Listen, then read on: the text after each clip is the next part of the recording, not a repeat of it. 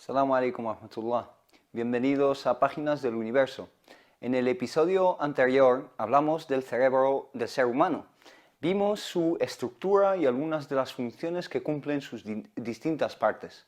Exploramos el hecho de cómo, a partir de unos medios limitados y un consumo energético reducido, el cerebro alcanza una capacidad computacional sorprendente y unas velocidades de procesamiento de datos vertiginosas. No obstante, sería absurdo limitar el intelecto, la conciencia y otras funciones a lo meramente material. Algunas corrientes de la ciencia moderna intentan reducir al ser humano a una serie de impulsos eléctricos y reacciones químicas. Los materialistas sostienen que la mente es meramente una propiedad emergente de los procesos físicos del cerebro material. No obstante, hay muchas voces de científicos, psicólogos, filósofos y pensadores que son partidarias de la idea de que los seres humanos tenemos un componente informacional superior que configura nuestro ser. Es decir, los humanos tenemos una mente que trasciende al cerebro físico y que es parte de un alma única otorgada al ser humano por parte del Creador.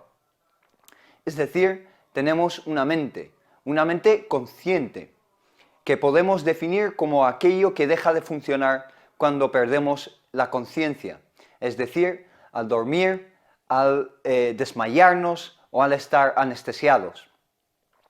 Una vez acaban esos estados en los que no tenemos esa conciencia, recuperamos de nuevo esa conciencia.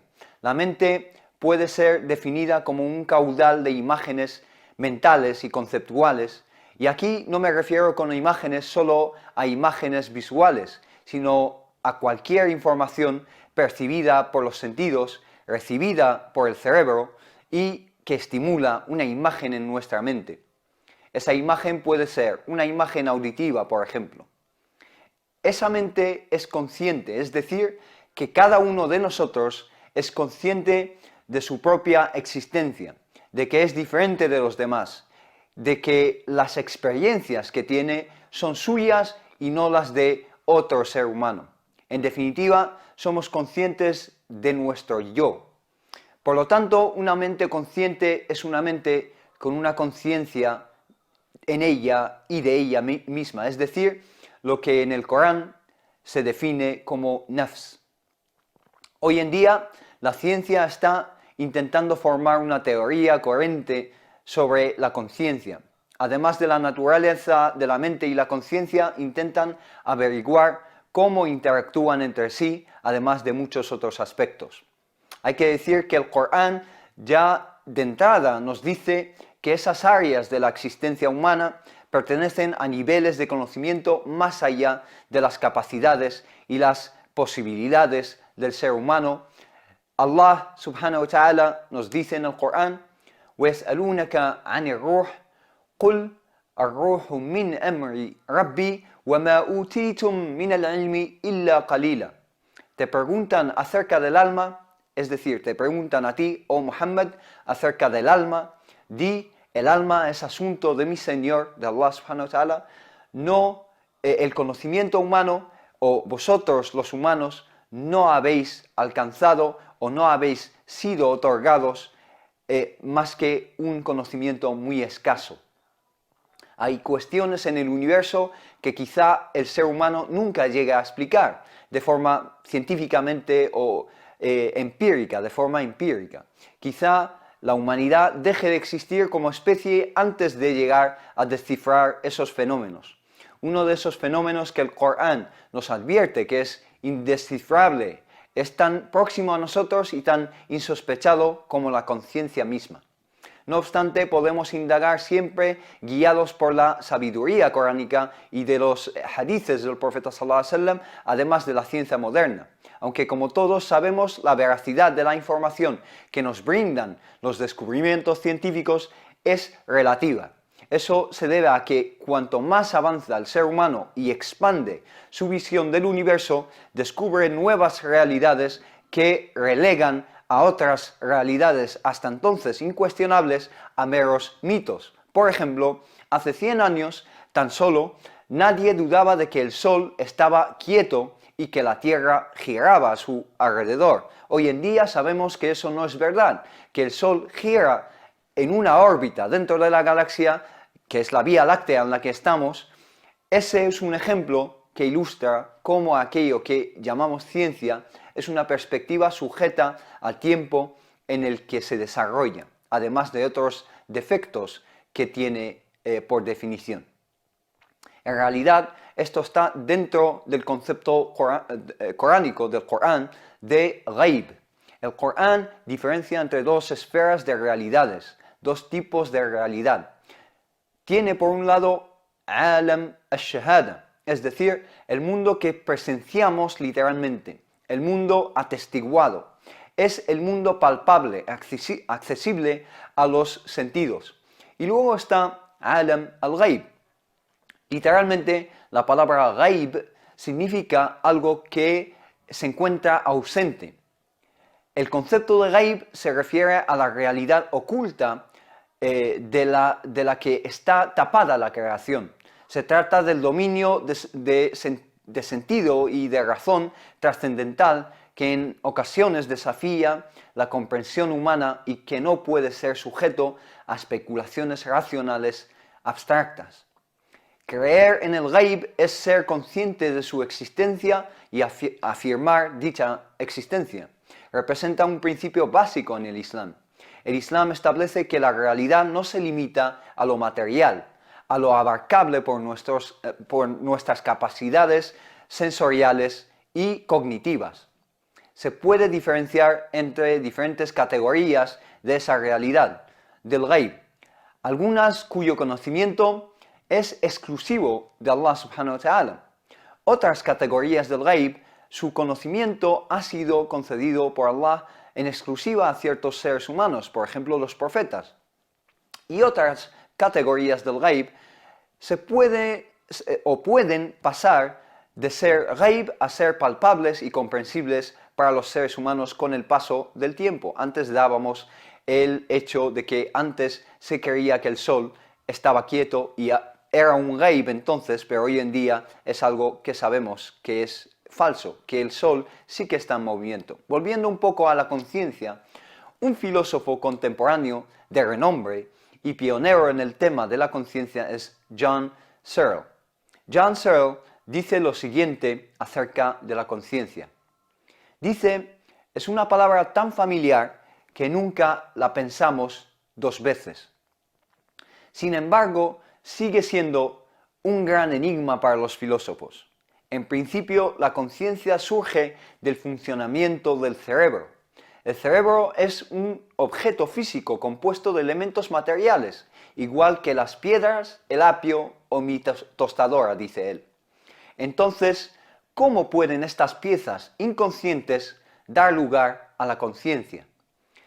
Pueda que usted y yo no podamos entender completamente el porqué, pero podemos estar de acuerdo en que la conciencia existe y hasta maravillarnos de ello. Sin embargo, tal y como sostiene el filósofo de Berkeley, John Searle, la investigación filosófica moderna sufre de un fundamental terror de la conciencia. La conciencia no encaja fácilmente en la visión predominante de la ciencia. Y la esencia de la obra de Searle es que cuando se trata de la mente, gran parte de la filosofía moderna se encuentra lamentablemente descarrilada. Searle habla con franqueza, desafiando a los que niegan la existencia de la conciencia. Se pregunta cómo discutir con ellos. ¿Debo apretar esas personas, es decir, pellizcar a esas personas para recordarles que son conscientes? Observa Searle, ¿debería pellizcarme a mí mismo y anotar los resultados en el diario de la filosofía? Continúa. El argumento más famoso de Searle critica una teoría conocida como la inteligencia artificial fuerte. En esta visión del mundo, cuando un ordenador se comporta como un ser humano, también experimenta pensamientos, sentimientos y conocimientos, las características que asociamos con la conciencia. Cuando lloramos por el joven mecánico en la película de Steven Spielberg, Inteligencia Artificial, o sentimos compasión por el señor Data en Star Trek, por ejemplo, es porque creemos que deben sentir y ser conscientes. Estamos aceptando la teoría de la inteligencia artificial fuerte.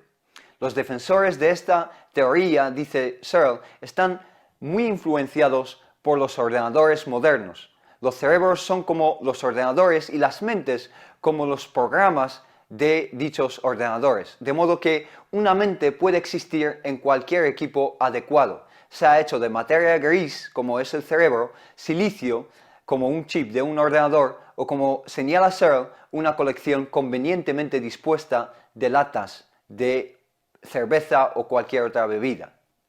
La conciencia no es nada especial por sí misma, dice Searle. Eso es solo algo que ocurre cuando se ejecuta el programa informático adecuado. La conciencia no es nada especial por sí misma, dice Searle, sino que es algo que ocurre cuando se ejecuta el programa informático adecuado. Argumentando contra la inteligencia artificial fuerte, Searle se imagina encerrado en una habitación con manuales de instrucciones que le permiten responder a cualquier pregunta o comentario que se le plantee en chino, desde fuera. Searle no entiende el chino y los manuales no ofrecen traducciones al inglés o a otro idioma. Simplemente establecen reglas que le permiten responder con significado a cualquier cadena de caracteres chinos. Si una persona conversa en chino con esa habitación pasando hojas de papel por debajo de la puerta, llegará a la conclusión de que la habitación se comporta exactamente igual que alguien que entiende chino. Pero está claro que la habitación y su ocupante, la persona que está dentro, no comprenden el contenido de la conversación. De la misma manera, no hay ninguna razón para suponer que un ordenador que se comporta como un ser humano debe sentir, pensar y comprender como un ser humano. Searle es una voz entre muchas y sus puntos de vista no son universalmente compartidos por sus compañeros de profesión. Pero él nos recuerda que la conciencia no debe ser rechazada con desinterés. Es una cualidad especial, una cualidad que nosotros, los seres humanos, tenemos la suerte de disfrutar. Estamos hechos o somos los motores más excepcionales creados por Allah. Algunos creen que la conciencia moderna, o que la ciencia moderna, ha desechado a la conciencia, a la mente, al espíritu, y los ha descalificado como meros mitos. Pero esto no es verdad. Debo enfatizar que existen divergencias en el campo científico acerca de estos aspectos del ser humano. Las posiciones que postulan esa naturaleza dual del ser humano se encuadran generalmente dentro de la corriente llamada dualismo. El dualismo no es nada nuevo. Ha existido o han existido ideas y formulaciones dualistas desde hace milenios y permea mucho o muchos de nuestras creencias y formas de ser. Aquí me refiero con dualismo a cualquier teoría o creencia que sostenga que el ser humano tiene alma o espíritu además del cuerpo, que es palpable. Las denominaciones pueden cambiar, o sea, hay fuentes que pueden referirse a este ente como alma, espíritu, etc. Las denominaciones, los nombres pueden cambiar, pero a menudo el concepto es el mismo. Uno de los dualistas más famosos es el filósofo del siglo XVII, René Descartes, o Descartes. Su filosofía particular es conocida como dualismo de la sustancia, que está en contraste al monismo de la sustancia que reduce la sustancia a una sola realidad tangible. Dicho dualismo de Descartes postula que el universo consiste de dos tipos de sustancia que llama res extensa, ente extensa, es decir, las cosas físicas y materiales, y, por otro lado, res cogitans, entes cognitivas o pensadoras. Esas son las dos categorías que establece Descartes en el universo. esa serie de cosas cognitivas o pensadoras, las res cogitans, no está en el espacio y en el tiempo tal y como los conocemos y experimentamos, sino que están separadas, son irreducibles y siguen existiendo después de desaparecer el cuerpo de forma completa. Básicamente, Descartes intenta explicar el concepto de alma. Descartes quizá es, si no el primero, uno de los pioneros a la hora de postular estas ideas de manera organizada. Más de 600 años antes de Descartes, vivió el gran científico y filósofo musulmán Avicena. El legado de Avicena es la psicología clásica. En la psicología clásica lo representan principalmente sus dos libros, Kitab al-Nafs, el libro del alma, algunas partes de su libro, Kitab al-Shifa, el libro de la curación, se puede traducir, y otro libro que es Kitab al-Najat, el libro de la salvación. Estos libros fueron traducidos del árabe y conocidos en latín como De Anima, o tratado sobre el alma. La tesis principal de dichos escritos es presentada en la alegoría que nos da Avicena de el hombre flotante, un hombre volante, un argumento que resona con lo que Descartes, siglos después, titula el argumento cogito ergo sum, que en castellano se traduce como el famoso pienso, luego existo. Avicena, que postula dicho argumento 600 años antes de Descartes, mientras que se encontraba encarcelado en el castillo de Fardajan o Fardajan en Hamadan, en Persia, Avicena escribió su famoso argumento del hombre flotante. Un experimento conceptual para demostrar la autoconciencia del ser humano y la inmaterialidad y sustancialidad del alma. La sustancialidad significa que el alma es real, inmutable, unitaria, diferente e independiente de los hechos y experiencias psíquicas. El experimento nos invita a imaginar que somos creados en un ambiente suspendido, aislado de cualquier forma de sensación. Incluso las sensaciones producidas por nuestro contacto con nuestro propio cuerpo. Es decir, estamos suspendidos en un ambiente en el que no sentimos absolutamente nada. Avicena afirma que en un escenario así uno seguiría teniendo conciencia de sí mismo. El argumento de el hombre flotante indica que el alma es percibida intelectualmente, lo cual conlleva la separación del alma del cuerpo. Avicena dice que el primer conocimiento que tendríamos en esa naturaleza, en ese ambiente de hombre flotante, sería el yo soy, afirmar la propia esencia y la propia existencia. Según Avicena, esa esencia no puede ser el cuerpo, ya que obviamente ese hombre flotante no tiene sensación alguna de su cuerpo. Como dijimos, siglos después, Descartes retomaría esa idea y diría su famoso pienso, luego soy. Por supuesto, a Descartes y a Avicena y al dualismo en general le han salido muchísimos detractores, abundantes detractores a lo largo de la historia. Algunos científicos indican que el dualismo sufre de problemas como su incapacidad de explicar o respetar la conservación de energía. Según ellos, el dualismo viola la ley física de la conservación de la energía y de la cantidad de movimiento.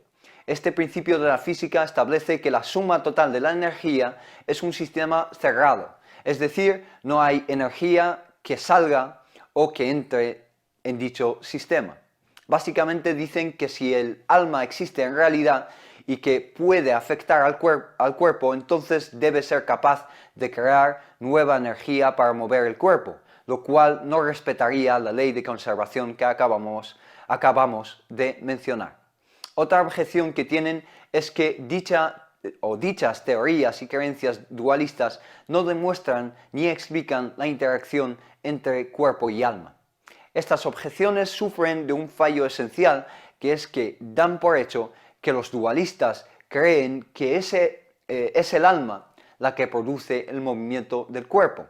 Además, un posible argumento en contra de esto es que la mente simplemente convierte energía ya existente de una forma a otra para mover el cuerpo. Estos argumentos contra el dualismo no dan pruebas que demuestren categóricamente que el dualismo es falso. El hecho de que el dualismo no explique la interacción entre cuerpo y alma no es prueba suficiente para rechazar la existencia del alma. Como hemos dicho al principio, el ser humano no tiene suficiente conocimiento como para explicar muchos fenómenos que tienen lugar en el cosmos, en el universo. Entre dichos fenómenos está el alma y su interactuación con el cuerpo. El Corán predijo la complejidad de este tema para la ciencia moderna. El Corán dice que el alma es un tema más allá de las capacidades cognitivas del ser humano. Hablando del Sagrado Corán, es digno recordar, para ilustrar este aspecto, las objeciones de los ángeles ante la creación del hombre por parte de Allah, por parte del Creador. Se producen estas objeciones en la primera historia mencionada por el Corán en Surat al-Baqarah, la creación del hombre. En dicha historia coránica, los ángeles muestran asombro ante la creación del hombre. Los ángeles no tenían miedo de las criaturas exentas de inteligencia, ya que muchas criaturas antes que el hombre ya habían existido sobre la tierra. El ser humano no es el primer ser puesto en la tierra, pero sí mostraron temor, ya que interpretaron que dar la khilafa, es decir, la regencia de la tierra, a tales seres llevaría finalmente a una destrucción inevitable, tanto del entorno de dichos seres como de sí mismos. Los ángeles interpretaron que el nuevo ser, es decir, el ser humano, sería igual que los otros seres que no estaban dotados de conciencia, y por lo tanto esa falta de conciencia, la falta de mente, llevaría a la destrucción total. Si dichos seres conocían límites, es decir, los seres sin conciencia conocían límites y no tenían nada que les detuviera de sembrar dicha destrucción, si estuviesen sujetos solo a sus instintos animales, entonces la destrucción no tardaría en engullir la tierra. De hecho, la palabra mente en árabe significa aquello que restringe al ser humano, o debería hacerle al ser humano evitar sembrar dicha destrucción. La palabra árabe para la mente es aql, que significa restringir el movimiento de algo, significa también detener, poner límites. Es decir, que el ser humano, a diferencia de un animal, conoce sus límites gracias a esa facultad de la mente.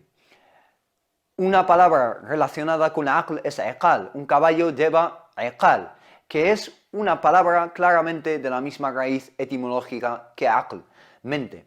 Una iqal es una cuerda que restringe el movimiento del caballo, ata sus patas para que no ande. Otra palabra para la mente en árabe es nuha, que viene de la misma raíz que el verbo naha, que es disuadir de algo, parar a una persona de hacer algo. Es un verbo que encontramos en un versículo que precisamente habla del espíritu humano. Este versículo habla del ser humano como que debe restringir al alma de cometer o de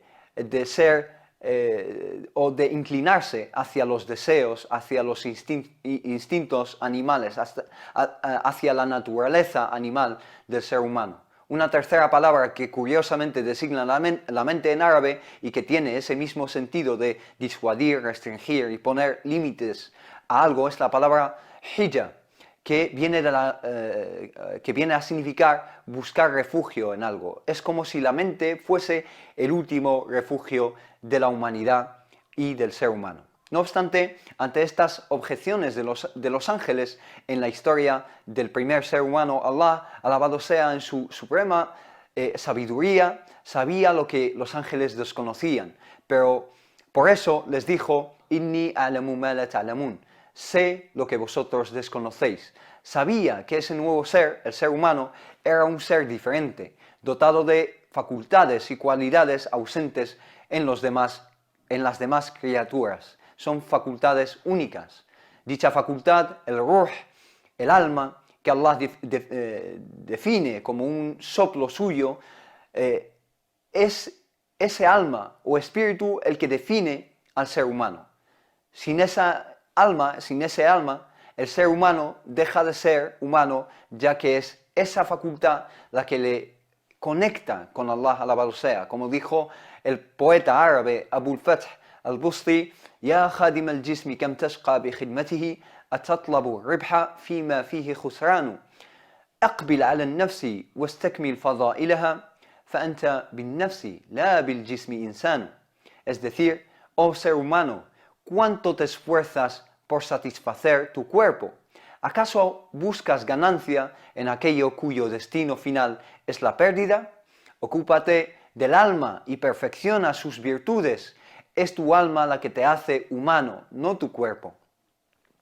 Cuando perdemos esa conexión con el alma y por consecuente una conexión con lo divino y que por definición está más allá de la percepción humana, uno fracasa en estar entre los virtuosos.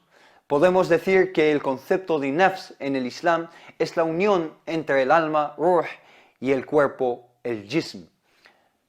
Es esa unión la que hace aparente al mundo, el alma, el ruh. A través de las funciones de nafs, que podemos traducir como conciencia o el propio yo, la propia conciencia de la existencia del propio yo. Por lo tanto, el ser humano es un ser polifacético, multidimensional. La ciencia moderna intenta reducir al ser humano a una serie de reacciones químicas y de impulsos eléctricos, pero el ser humano es un ser multidimensional. Además del cerebro, que es la parte palpable, y el órgano sensorial, existe la conciencia, el nafs en árabe, que según el Islam es la manifestación del alma, el ruh, que el Corán afirma que está más allá de nuestros sentidos y nuestras capacidades intelectuales. Nos hemos quedado sin tiempo por hoy. Espero que os haya gustado el episodio de hoy y al menos haya suscitado curiosidad en vosotros para investigar acerca de estos temas muy interesantes. Inshallah, la semana que viene seguiremos con un tema relacionado. Hablaremos de la memoria, de sus funciones y de sus implicaciones. Nos han llegado muchas consultas y sugerencias a través de nuestro correo electrónico, páginasdeluniverso@cordobainternacional.tv, páginasdeluniverso@cordobainternacional.tv. Inshallah podáis seguir mandándonos vuestras sugerencias, vuestro feedback, vuestros comentarios y opiniones, y nosotros también responderemos, inshallah, a todos ellos. Recordad que el saber no ocupa lugar, sino que nos enseña el lugar que ocupamos en el universo. Que paséis una excelente semana y inshallah nos vemos la semana que viene. Assalamu alaikum wa rahmatullahi ta'ala.